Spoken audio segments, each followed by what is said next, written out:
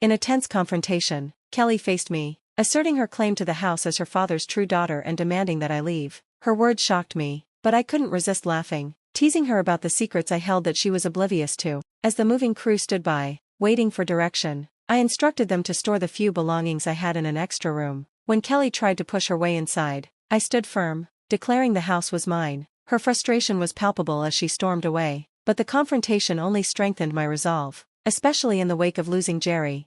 I'm Megan, a 35-year-old music instructor married to Jerry, an entrepreneur 7 years my senior. Our relationship grew from a professional connection to something deeper, eventually leading us to consider marriage. When Jerry opened up about his past, he revealed that he had been married before and had a daughter, Kelly, whose custody he obtained after his ex-wife's betrayal and reckless spending. Kelly, raised by Jerry, seemed to have everything she needed, yet her demands escalated alongside his success. She became increasingly materialistic and rebellious, brushing aside Jerry's efforts to steer her right. From our first meeting during her high school years, it was clear that she harbored animosity toward me, insisting she would never accept me as a mother, favoring her beautiful mother and wealthy father instead. Despite her attitude, Jerry and I decided to wait until Kelly was an adult to marry, hoping she would mature. He regarded her as his only child and feared how she might react to having a sibling. With her refusal to accept me and my own hesitation about parenting, especially given Kelly's hostility, we chose to live child-free. Our marriage brought a sense of tranquility, abruptly interrupted by Jerry's cancer diagnosis. The news hit hard, and I found myself grappling with the reality of his illness and the looming emptiness of our home without him.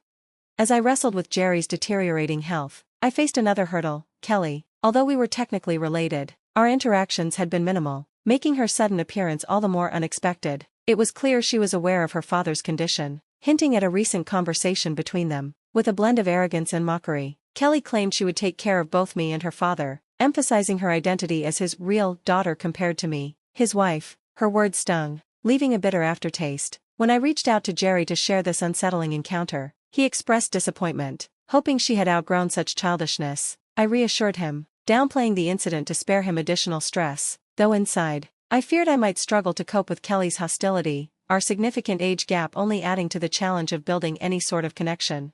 As time went on, while my professional life remained stable, the strain of Jerry's cancer and Kelly's intrusive behavior took its toll on me. When she moved into our neighborhood, the tension intensified, marking the beginning of an even more trying chapter. The arrival of Sophia, Kelly's daughter, further complicated matters, effectively making me a step-grandmother. Kelly had quickly fallen into a troubled relationship after high school, repeating her mother's mistakes, leading to Sophia's birth and a fallout with the child's father. Though she received child support, it seemed Kelly was more focused on exploiting Jerry's illness to secure a future inheritance. Her blatant selfishness and manipulative tactics became increasingly apparent, with me overhearing her discussions about Jerry's wealth and her potential claims. The thought of burdening Jerry with these revelations was unbearable, so I opted for silence, shouldering the weight of Kelly's schemes alone. Over time, Kelly's requests grew more demanding, evolving from brief babysitting favors to prolonged stays under various pretenses that left Sophia in my care. This pattern reflected her complete disregard for my well-being and her intent to exploit the situation for her gain. Meanwhile, I struggled with the emotional toll of Jerry's illness, navigating a far more complex situation than I had ever anticipated. Consequently, I found myself stepping into the role of Sophia's unpaid caregiver, never considering compensation, simply because she was my step-granddaughter. My hesitance to refuse Kelly stemmed from a fear of neglecting Sophia's needs.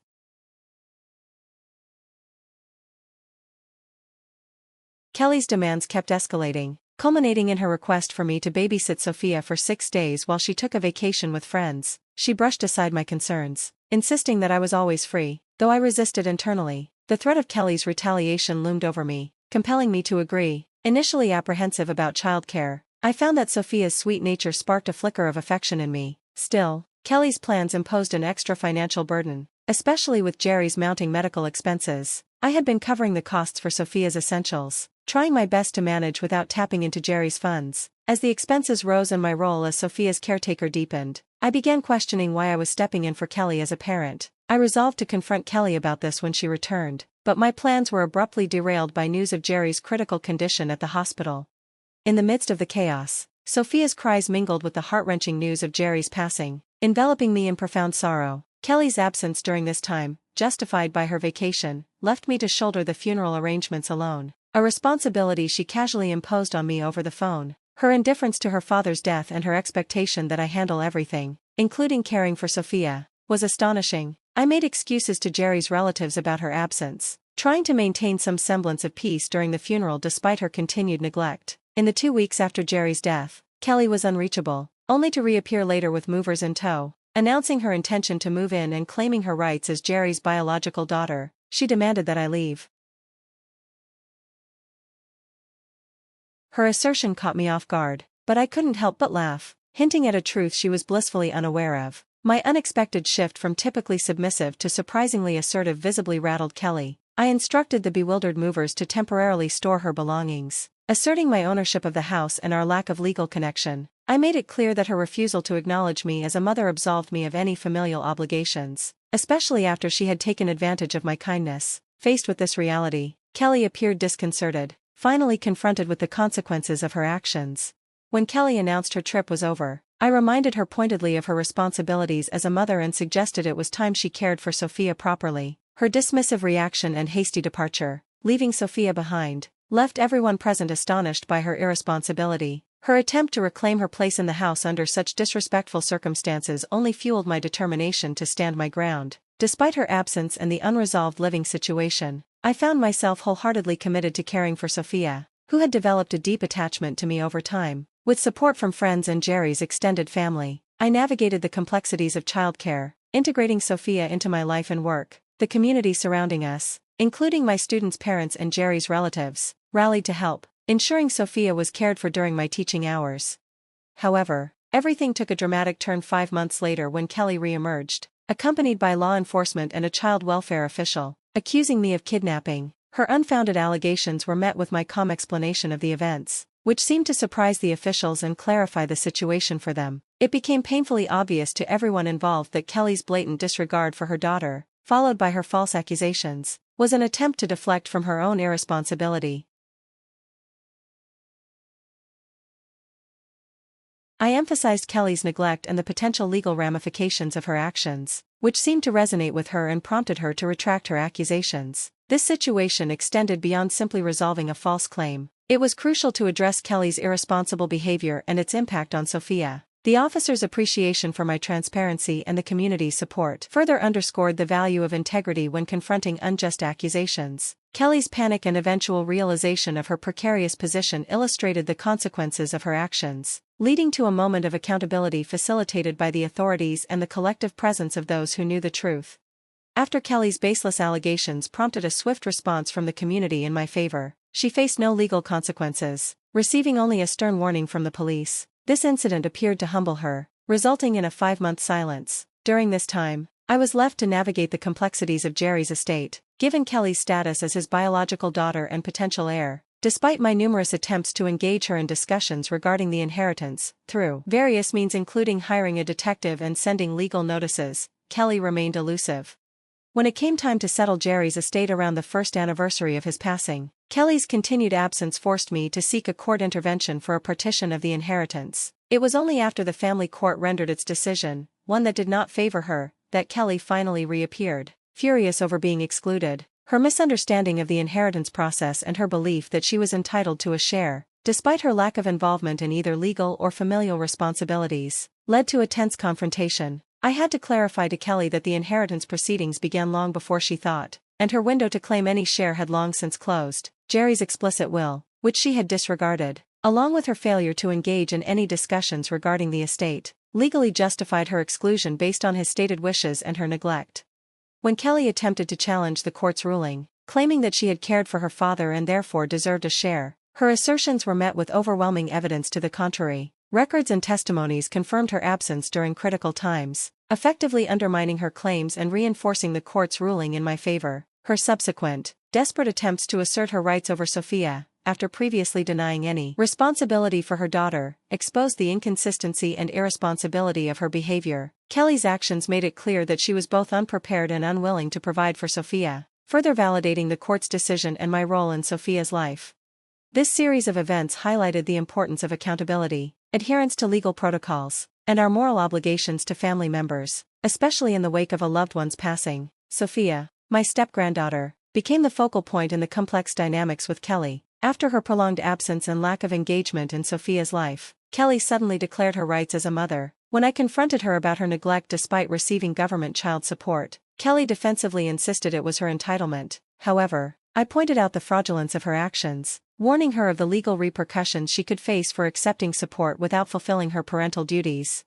Kelly's attempt to downplay the severity of the situation unraveled when I mentioned that I had recorded our conversation, securing undeniable evidence of her admission. This recording, safely stored in the cloud, was impervious to her attempts to erase her wrongdoing. As the reality of her predicament sank in, Kelly visibly panicked, fearing legal repercussions and the possibility of having to repay the fraudulently obtained support. Her desperation intensified when I revealed that the authorities were already investigating based on the evidence I was prepared to provide. In a last-ditch effort to maintain her financial support, Kelly demanded that Sophia be returned to her, exposing her selfish motive, which was partially rooted in jealousy over the bond one had formed with Sophia. Remaining composed, I suggested that any decisions about Sophia should involve her biological father. To Kelly's shock, at that moment, Benjamin, Sophia's father and Kelly's ex-husband, walked into the room. Contrary to Kelly's portrayal of him as an irresponsible club promoter, my investigation had revealed that Benjamin was actually a stable office worker, misrepresented by Kelly. When I reached out to him, his immediate and emotional response to seeing Sophia dismantled Kelly's accusations and showcased his genuine commitment to his daughter's well-being. This revelation peeled back the layers of Kelly's deceptive narratives and her manipulative attempts to exploit those around her for financial gain. The situation underscored the significance of truth, responsibility, and the welfare of a child caught in adult conflicts. When Benjamin confided in me about the true reasons behind their divorce, Kelly's infidelity and her misuse of maternal status to gain custody of Sophia, I was moved. He had quietly fulfilled his obligations and provided child support while yearning for his daughter. His affection for Sophia was evident, and it became clear to me that her well-being was paramount and deserving of a loving, capable parent like Benjamin. Determined to rectify the situation, I reached out to Child Welfare Services and sought legal counsel to explore Benjamin's options for regaining custody of Sophia. Despite Kelly's legal rights, her actions over the past 2 years, marked by negligence and a tendency to exploit Sophia's presence for her convenience, were hardly indicative of a nurturing mother. Behind the scenes, I worked tirelessly not only to resolve the inheritance issues but also to facilitate Sophia's return to a more suitable environment. With Benjamin on the brink of a significant career advancement, he presented a stable and caring alternative to Kelly's chaotic lifestyle. His consistent financial support and genuine concern for Sophia contrasted starkly with Kelly's self-serving behavior. As I confronted Kelly with the reality of her actions, including her fraudulent behavior and unstable relationships, it became clear that Benjamin's responsible and affectionate nature made him the obvious choice for custody. The facade Kelly had maintained began to crumble, exposing the extent of her manipulations and the repercussions of her choices. Ultimately, the court recognized that the best place for Sophia was with Benjamin, granting him custody. Though this decision might have seemed straightforward to some, it resulted from careful consideration and the collective support of those who had witnessed the unfolding drama. Friends, parents of my students, and Jerry's relatives expressed concern about the rapid transition but understood the importance of placing Sophia in a loving, stable home with her father, where she truly belonged. Throughout this challenging year, I grappled with the dilemma of whether to keep Sophia away from Benjamin, her biological father who loved her deeply. Before diving into Kelly's current situation, it's important to highlight the events that led us here. Kelly had faced arrest for fraudulently claiming child support while neglecting Sophia. Her entanglements with a boyfriend and another man who financially supported her only deepened her legal troubles, resulting in probation but no jail time. However, the ensuing custody battle exposed her deceit and desperation, ultimately leading to the court's decision to grant Benjamin custody. Kelly's downward spiral continued, as she lost not only Sophia but also her relationships and financial stability. Eventually, she found herself unemployed and living in dire circumstances, a stark reflection of her choices. In contrast, I lived simply, choosing not to access Jerry's inheritance, which I believed was meant to benefit Sophia. Jerry had been apprehensive about directly including Sophia in his will, fearing it might entangle her in legal issues, which led me to support her in indirect ways, such as providing gifts funded by the inheritance for special occasions.